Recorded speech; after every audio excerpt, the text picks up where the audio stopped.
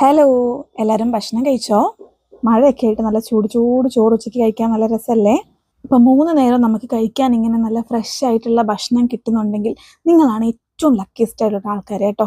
കാരണം ഒരു നേരത്തെ ഭക്ഷണത്തിന് വേണ്ടി കഷ്ടപ്പെടുന്ന എത്രയോ പേരെ നമ്മൾ കണ്ടിട്ടുണ്ടല്ലേ.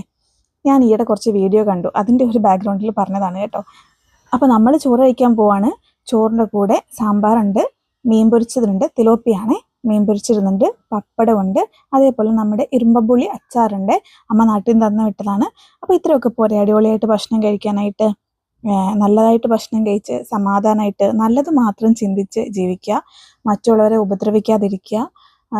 കണ്ടില്ലേ, ഇന്ന് ജനിക്കുന്ന കുഞ്ഞു മുതൽ മരണത്തിനോട് മല്ലടിക്കുന്ന പ്രായമുള്ള വൃദ്ധർക്ക് വരെ പീഡനമാണ് ഇപ്പോൾ കിട്ടുന്നത്.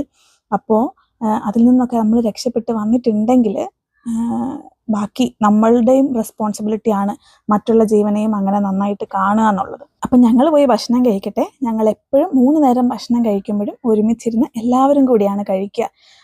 ഞാൻ ചിലരെ കണ്ടിട്ടുണ്ട്, ഭക്ഷണം മുമ്പിൽ കിട്ടിയാൽ വലിച്ചു വാരി ആക്രാന്തത്തോടു കൂടി കഴിക്കുകയും ചെയ്യും, അതിനുശേഷം കഴിച്ചതിനെ കുറ്റം പറയുകയും ചെയ്യും. എന്നാൽ കഴിക്കുന്ന സമയത്ത് വേറെ എന്തെങ്കിലുമൊക്കെ ആയിരിക്കും ആലോചിച്ചുകൊണ്ടിരിക്കുകയും ചെയ്യുക. നിങ്ങൾ പക്ഷേ ഓരോ ബൈറ്റും എൻജോയ് ചെയ്ത് കഴിക്കുക കേട്ടോ.